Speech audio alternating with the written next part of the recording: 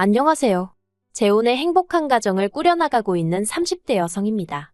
이미 다 지난 일이지만 전 남편과 있었던 이야기를 하려고 찾아왔어요. 제가 다 지난 전 남편 이야기를 꺼내는 이유는 오늘 시내에 나갔다가 전 남편을 마주쳤거든요. 사는 곳이 멀지 않아 이런 날이 올지도 모른다는 생각을 종종 하긴 했었는데 정말 마주치게 되니까 옛날 기억이 머릿속을 스치네요. 그래서 그냥 전에 어디 가서 해본 적 없는 이야기인데 오늘 한번 해볼까 해요. 이미 저에게는 재혼해서 정말 괜찮은 남편이 있지만 일단은 편의상 전 남편을 남편이라고 칭하겠습니다. 남편하고는 미혼 남녀 모임에서 만났어요. 만났던 시기는 겨울이었고 사실 저는 낯을 많이 가려서 그런 모임은 나가는 일이 없는데 친한 언니가 자기가 혼자 가기 쑥스럽다며 제발 같이 가달라고 졸랐거든요. 그리고 그 언니가 평소에 저한테 무척이나 잘해줬어요. 그래서 거절하기가 참으로 난처하더라고요. 그래서 나갔는데 남편이 처음 저랑 통성명을 하고 나서부터 엄청나게 들이대는 거예요. 그리고 그런 남편의 적극적인 태도가 왠지 남자답게 느껴졌다고 해야 할까요? 싫지가 않았습니다. 그래서 이후로도 모임 내에서 두세 번 더 만남을 갖다가 본격적으로 연애를 시작했고요. 사귄 지 1년도 안 돼서 남편이 프로포즈를 해왔을 땐 그 또한 적극적이고 저돌적인 남편의 성격 탓이라 생각하고 한편으론 내가 얼마나 좋으면 저러나 싶어서 기쁜 마음으로 프로포즈를 받아들였습니다. 남편은 저와 마찬가지로 회사를 다니는 평범한 직장인이었고 딱히 모난 구석이 없는 사람이었어요. 결혼을 앞두고 이런저런 조건들을 따져봐도 크게 마음에 걸리는 것이 없었죠. 게다가 전화 친정 부모님은 그런 기대는 하지도 않고 있었는데 시댁에서 신혼집도 준비해 두셨다대요. 깜짝 놀랐죠. 그런데 그게 다가 아니었어요. 신혼집 안에는 이미 가정가구까지 다 들어와 있었거든요. 그래서 제가 이건 언제 다 준비한 거냐고 했더니 잠깐 주춤하더니 한다는 말이 저랑 연애할 때 이미 하나씩 다 준비를 하고 있었다는 거예요. 자기는 저랑 결혼하게 될 거라는 확신이 있었다면서. 그리고 제가 너무 순진했던 거죠. 그 말을 전혀 의심하지 않았거든요. 오히려 이 남자가 이런 로맨틱한 부분도 있었구나 하고 감동까지 했는걸요. 그런데 친정어머니는 제 이야기를 들으시곤 아무래도 뭔가 찜찜하다시대요. 아무리 그쪽에서 저를 좋게 봤어도 그렇지 신혼집은 그렇다 쳐도 어떻게 가정가구까지 다 들여놓냐면서. 그리고 가정가구는 보통 신혼부부가 같이 가서 취향에 맞춰서 사는 거지. 어느 집에서 그걸 일방적으로 다 채워놓냐 하시는 거예요. 그런데 그 말을 듣고 나니까 저도 좀 뭐랄까 마음에 걸리는 것들이 있긴 했어요. 집안에 채워져 있던 가정가구들이 새 거는 맞는데 어딘가 유행이 좀 지나간 것들 같았다고 해야 할까요? 그리고 아무리 봐도 남편 취향이나 어머님 취향은 아니었단 말이죠. 그렇다고 신우 취향인가 생각해봤는데 솔직히 동생 신혼집에 누나 취향으로 꾸며놓는다? 그건 말도 안 되는 것 같고. 그런데 도통 남편에게 뭘 어떻게 물어봐야 할지 모르겠는 거예요. 그래서 이러지도 저러지도 못하고 하루 이틀 시간만 흘려보냈습니다. 그러다 청첩장이 나오고 남편 친구들에게 청첩장도 주고 인사도 할 겸 자리가 만들어졌어요. 그런데 남편 친구들이 저를 보더니 좀 당황하고 놀라는 눈치더라고요. 뭔가 어색한 공기가 흘렀죠. 그래도 술이 한 잔 두 잔 들어가니까 금세 분위기는 풀어졌지만요. 그리고 저도 나름대로 남편의 친한 친구들이라고 하니까 잘 보이고 싶은 마음에 평소 제 성격과는 달리 리액션도 열심히 하고 그랬어요. 그랬더니 남편 친구들 중 한 명이 남편더러 재수 씨는 지연이랑 생긴 건 엄청 닮았는데 성격이 완전 딴판이네 그러는 거예요. 지연이? 지연이가 누구지? 하는 생각이 드는 동시에 순간 분위기가 착 가라앉았고 서로서로 눈치만 보고 남편은 남편대로 당황한 기색이 역력해서는 무슨 소리를 하는 거냐면서 취했냐고 막 너스레를 떠는데 아, 내가 모르는 뭔가가 있구나 싶더라고요. 그리고 결국 그날의 술자리는 떨떠름한 분위기로 끝이 났고 저는 택시를 타고 집에 왔습니다. 집에 오는 내내 남편한테서 전화며 문자며 끝없이 쏟아졌지만 술 취한 남편과 대화다운 대화가 이루어질 것 같지 않더라고요. 그래서 핸드폰은 열어보지도 않고 잤어요. 그리고 이튿날 늦은 오후가 돼서야 남편을 만났습니다. 카페에서 남편을 만나 지연이가 누구냐 단도직입적으로 물었어요. 그랬더니 남편이 정말 미안하다면서 사실은 자기가 저한테 고백할 게 하나 있다대요. 그리고 듣게 된 이야기는 충격 그 자체였습니다. 지연이란 여자는 남편의 전처였거든요. 남편은 혼인신고는 안 했었기 때문에 전처라는 표현은 가당치도 않다고 했지만 제 생각은 달랐습니다.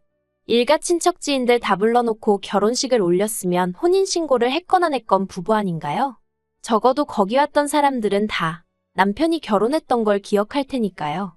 하지만 남편은 계속해서 자기는 법적으로 깨끗하다. 그래서 미혼 남녀 모임에도 나갈 수 있었던 거라며 저를 설득하려 들더군요. 아무튼 남편 말로는 그 지연이란 여자와 결혼식을 올리고 신혼여행까지 갔지만 여행 이틀 만에 도저히 같이 못 살겠다는 생각이 들어서 파혼을 했대요. 그리고 신혼집 또한 실은 지연이란 여자와 살려던 집이었다고요. 그 이야기를 듣는 동안 정말 제가 느낀 심정은 말로 표현할 수가 없어요. 단순히 실망하고 화가 났다는 수준이 아니었죠. 배신감에 치가 떨린다는 게 이런 건가 싶었고, 그러나 중에도 내가 이 결혼식을 엎으면 어떻게 될까 하는 계산도 하게 되고, 드라마 속 여주인공들처럼 어떻게 그럴 수 있냐 소리를 찌르고 그런 것도 못하겠더라고요. 그냥 손발이 덜덜 떨리고 심장은 얼마나 벌렁거리던지 한마디로 제정신이 아니었다니까요. 저는 남편에게 우리 결혼 다시 한번 생각해보자 했고 그 길로 집에 왔습니다.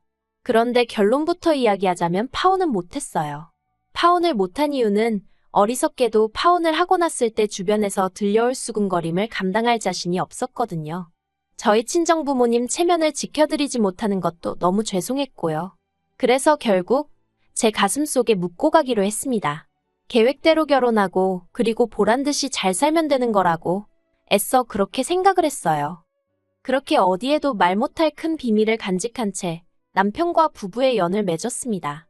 이따금씩 얼굴도 모르는 지연이란 여자가 떠올라 괴로운 순간도 있었지만 그래도 남편과의 신혼은 비교적 즐겁고 평화로웠네요. 그런데 문제는 결혼하고 1년이 지나도록 아이가 생기지 않더라고요. 신혼을 즐기고 싶은 생각은 있었지만 그렇다고 딱히 피임을 한 적도 없는데 말이죠. 그래도 첫 해는 때가 되면 생기겠지 하고 크게 걱정은 하지 않았어요.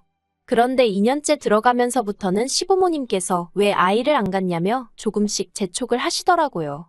그리고 남편도 왜 안 생기는지 모르겠다, 도대체 얼마나 더 노력을 해야 하냐며 농담처럼 한탄을 하고는 했는데 그런 말을 들을 때마다 왠지 저한테 문제가 있나 싶어서 조금씩 마음이 급해지는 거예요. 실제로 제가 생리가 불규칙하고 그렇다 보니 걱정도 됐고요. 그래서 처음엔 남편한테 말도 못하고 혼자 무슨 죄 지은 사람 마냥 산부인과에 갔어요. 그런데 병원에서는 저는 아무 문제가 없다면서 그냥 건강관리 잘하고 마음을 편히 가지라는 속편한 소리만 하대요. 그래서 저 일부러 취미생활도 그림 그리기니 도자기 만들기니 죄다 뭐랄까 마음을 가라앉히는 종류로만 골라서 찾아다녔어요. 그나마 가끔 한 잔씩 마시던 맥주마저 끊었고요. 퇴근 후 어떻게든 짬을 내서 1시간씩 운동하고 정말 임신하기 좋은 몸을 만드느라고 제 나름대로 최선을 다했죠. 하지만 그래도 어째서인지 아이는 생기지 않았고 게다가 저 혼자 아무리 노력을 하면 뭐하나요? 남편은 회사 일을 핑계로 걸핏하면 술에 떡이 돼서 집에 오기 일쑤였고 운동하고도 담을 쌓은 지가 오래였으니 그래서 결국 참다 못한 제가 남편한테 같이 병원에 가자고 했어요. 그런데 남편이 곧 죽어도 병원은 가기 싫답니다. 병원에서 자기 상태를 확인하는 그 과정이 수치스럽다나요? 그리고 시부모님께서도 하시는 말씀이 당신 아들에게는 아무런 문제가 없을 거랍니다. 그래서 제가 어떻게 그걸 그렇게 확신하시냐 했어요. 사실 결혼 초만 하더라도 그래도 시부모님 말씀이라면 내내하고 웬만해선 싫은 소리를 안 하던 저였지만 2년쯤 넘어가면서 임신은 안 되고 시부모님은 괜히 제 탓을 하시고 그러니 저도 할 말은 하고 살아야겠다 싶더라고요. 그래서 언젠가부턴 아니다 싶으면 조금씩 따지고 들기도 하고 싫다 소리도 하고 그렇게 성격이 바뀌었네요. 아무튼 그러고 제가 물으니 어머님이 하시는 대답이 가관이었습니다. 당신이 연초에 용하다는 점집에 다녀왔는데 당신 아들 사주에는 자식이 있다고 했다는 거예요. 그러니 병원에 가보고 어쩌고 할 필요가 없다나요? 이건 뭐 아무리 제가 논리적인 이유를 가져다 대도 사주님이 신인이 들이대시니 말이 통해야 말이죠. 게다가 남편마저 비협조적으로 나오니 제가 다 큰 성인 남자를 끌고 병원에 갈 수도 없는 노릇이었고 환장하겠더군요. 그래서 저도 그냥 될 대로 되라 하고 내버려뒀어요. 그렇다고 포기를 한 건 아니고 남편과 계속 노력은 했지만 더 이상 제가 할 수 있는 게 없었다는 뜻이에요. 언젠간 찾아와 주겠지. 그냥 그렇게 믿고 기다리는 것 말고 제가 할 수 있는 일이 없더라고요. 그러다 올해 초 퇴근하고 집에 왔는데 남편이 웬일로 저보다 먼저 와 있더라고요. 그리고 얼굴을 보니 안색이 무척이나 어두웠죠. 그래서 제가 무슨 일이라도 있었냐 물으니까 아무것도 아니라면서 제 눈을 피하대요. 그래도 한 이불 덮고 지낸 시간이 있는데 단박에 무슨 일이 있다는 건 알겠더군요. 하지만 뭐가 됐건 간에 아직 나한테 말할 준비가 안 되어 있나 보다 싶어서 더는 묻지 않았습니다. 그런데 그 후로 2주쯤 지났을 무렵인가 시부모님이 저희 집에 오셨어요. 시댁이 저희 집에서 먼 거리는 아니었지만 그래도 평일 저녁에 찾아오시는 일은 흔치 않았기에 기니할 이야기라도 있으신가 싶더군요. 그리고 역시나 제 예감은 틀리지 않았습니다. 시부모님께선 두 분 다 평소보다 훨씬 긴장한 얼굴을 하고 계셨거든요. 그래서 제가 지난번 이 사람도 그렇고 오늘 두 분도 그렇고 저한테 뭐 할 이야기가 있으신 거냐 물었어요. 그랬더니 어머님이 돌려 말하지 않겠다며 애는 안 생기고 이참에 입양을 하는 건 어떻겠냐 하시대요? 입양이라니 생각지도 못한 단어였죠. 그리고 저는 싫다고 했어요. 아직 저나 남편이나 젊고 자연 임신이 안 되면 다른 방법을 시도해 볼 수도 있는데 왜 입양을 하냐고요. 그랬더니 어머님이 핸드폰을 꺼내시더니 애 사진을 하나 보여주시대요. 그래서 이게 뭐냐니까. 남편이 저더러 정말 미안하다면서 자기 애래요. 자기가 정말 미쳤었나 보다며 자기가 정말 죽을 죄를 지었다면서 말이죠. 그리고 알게 된 건 저희가 결혼 생활을 하던 중 딱 2달 떨어져 지낸 기간이 있었어요. 제가 회사 일로 해외에 2달 동안 나가 있어야 했거든요. 그리고 그때 분명히 남편에게 당신이 싫다 하면 안 가겠다고 했는데 남편이 자기는 그렇게 꽉 막힌 남자가 아니라면서 흔쾌히 다녀오라고 했죠. 그래서 정말 고마운 마음으로 다녀왔고 그 출장 덕분에 저는 승진도 했어요. 그런데 제가 떠나 있던 그때 남편이 말하길 전 저한테 연락이 왔대요. 원래 대학 시절부터 친구 사이였다는 건 그때 저도 처음 들었네요. 아무튼 친구로서 고민 좀 들어달라나 뭐 그래서 정말 딱 얘기만 들어주려고 나갔답니다. 그런데 그날을 시작으로 제가 한국에 돌아올 때까지 2달 동안 아주 별짓거리를 다 했던 거죠. 남편이 변명이랍시고 하는 소리는 더 가관이었습니다. 자기는 그래도 최소한의 양심을 지키려고 피임은 꼬박꼬박 했는데 이게 어떻게 된 일인지 모르겠다면서 그런데 여자가 자기가 더는 애를 못 키우겠다고 그런다면서 그래도 자기 핏줄인데 자기가 어떻게 모른 척을 하냐고 그러대요? 그리고는 저더러 이번 한 번만 이해해주면 안 되겠냐? 애는 죄가 없지 않냐 그러는데 시부모님까지 나서서는 내가 우리 아들 사주에는 애가 있다고 말하지 않았냐? 아무래도 걔가 그 애인 것 같다. 네가 애라도 하나 낳아놨으면 우리도 걔 데려오잔 소리 안 한다. 그런데 애는 안 생기지. 밖에 떡하니 우리 핏줄이 있다지. 이러면 우리로선 모른 척 할 수가 없다. 그런 말씀만 늘어놓으시대요. 그래서 제가 남편더러 그럼 데려다 키우라고 했어요. 나랑은 이혼하고 혼자서 키우던지 말던지 알아서 하라고요. 그런데 정말 실망스러웠던 건 그러면 말이라도 남편이 이혼은 못한다 그럴 줄 알았는데 남편이 갈등을 하는 게 제 눈에 보이더라고요. 이혼도 싫고 애는 데려와야겠고 어이가 없었죠. 저요. 솔직히 100번 양보해서 밖에서 낳아온 아이라고 해도 키워줄 수 있었을지도 몰라요.